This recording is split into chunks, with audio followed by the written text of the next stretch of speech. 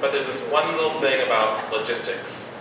I'm very bad with logistics. Like how to get from point A to point B, north, south, east, west, just maps, things like that. So here I am, my first trip to Europe.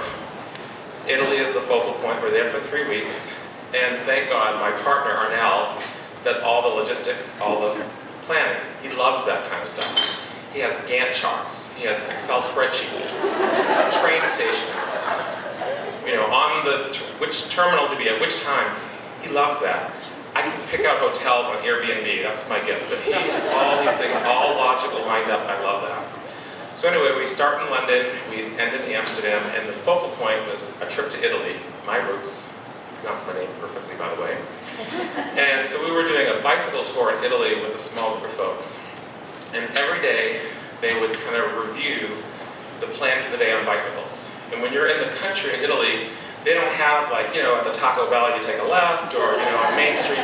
It's like, at this church that's a couple of million years old, you take a left, and then at the olive oil mill you do this. So you have to really be on your game. And that stuff just bores me to death. So every morning, for like 30 minutes, the instructor kind of reviews their game plan that you put in a little plastic sleeve when you're bicycling. And on the southwest corner, there's going to be a church that has... So anyway, I would just fill out my postcards and drink my latte because I'm with an engineer and he can figure it out for us. And that worked perfectly for like every day. It was great. I'd come to like a fork in the road, I'd turn around. Left or right. Okay. So it was fine. I think it was like on day 6, I looked at the thing and it was a really easy one. I'm like, I can do this. Because it was like, you just basically go straight for like a lot of kilometers, which I don't even know what that means. And then you stop for lunch at the olive oil mill on the left-hand side of the road. I can do that. So I'm just like so happy. It's this beautiful sunny day and I'm riding my bike. And I'm just like the sun, and then when you're in the countryside, you just say, buongiorno. People out there, farmers and bicyclists, and then there was these signs that were in Italian, like train station, hospital. And then I started having this like out-of-body experience. I was singing in Italian these signs that I would see, buongiorno, dove la stazione, la la. And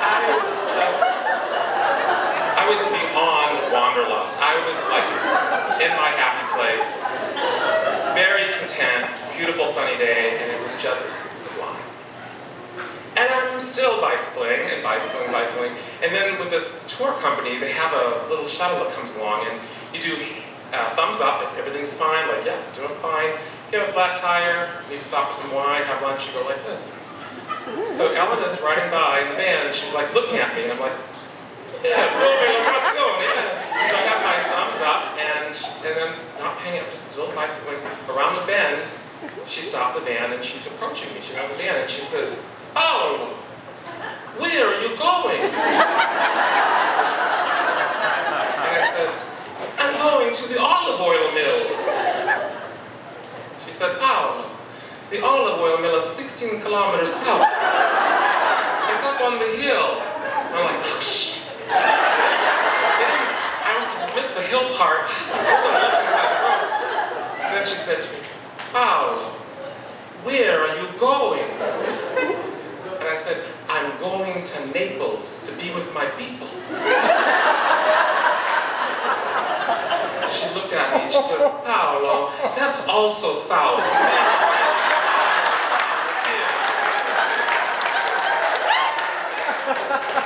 So she offered to take me in her van, and I said, no, I'll ride the 18 kilometers south, and I will find the olive oil mill on my own. And I got back there, and everyone was really worried, like, oh my God, are you okay? Like, what happened?